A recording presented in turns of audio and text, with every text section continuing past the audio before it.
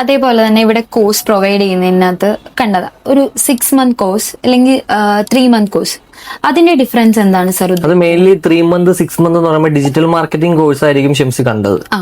അപ്പം digital marketing course 3 month എന്ന് പറയുമ്പോൾ ഇപ്പം ഷോർട്ട് ടേമിൽ ഇപ്പം ഒരു +2 കഴിഞ്ഞ് ഡിഗ്രി അഡ്മിഷൻ ലെവലോട്ട് വരുമ്പോൾ ഒരു 3 മുതൽ 6 മാസം വരെയുള്ള ഗ്യാപ്പ് വരുമായിരിക്കും. ആ ഒരു ഗ്യാപ്പ് ടൈം ഫില്ല് ചെയ്യാൻ വേണ്ടിയിട്ട് course പഠിക്കുന്നവരുണ്ട്.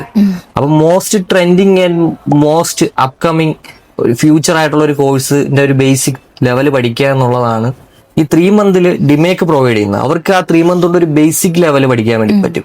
Another scenario was business ചെയ്യുന്നവര്, അവര് സ്വന്തമായിട്ട് അവരുടെ ബിസിനസിനെ ഡിജിറ്റൽ ആക്കാൻ ശ്രമിക്കുന്നവര്, അവർക്കും ഒരു 3 month കോഴ്സിന്റെ ആവശ്യമുള്ളൂ. 6 month കോഴ്സിനെ പറ്റി പറയാനാണെങ്കിൽ ഇറ്റ്സ് ട്രൂലി ഒരു പാഷനേറ്റ് ആയിട്ടുള്ള ഈ മേഖലയാണ് ഫ്യൂച്ചർ എന്ന് മനസ്സിലാക്കി ഈ മേഖലയെ കുറച്ചുകൂടി ആധികാരികമായിട്ട് ഒരു ഗ്രാസ് റൂട്ടിൽ ഇറങ്ങി പഠിക്കാൻ വേണ്ടിയിട്ടാണ് നമ്മൾ AI based 6 month digital marketing course provide ചെയ്യുന്നത്.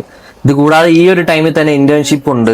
ഒരിക്കലും കമ്മ്യൂണിക്കേഷൻ സ്കില്ലില്ലാത്ത ഒരാൾ ഒരു കമ്മ്യൂണിക്കേഷൻ സ്കില്ല് ഉണ്ടാക്കിയെടുക്കുക, ഒരു ക്യാമറ ഫിയർ ഉള്ള വ്യക്തിക്ക് ക്യാമറ ഫിയർ മാറ്റിയെടുക്കുക, അങ്ങനെ തുടങ്ങി ഒരുപാട് കാര്യങ്ങൾ ഇതിനകത്ത് നമ്മൾ ഉദ്ദേശിക്കുന്നുണ്ട്.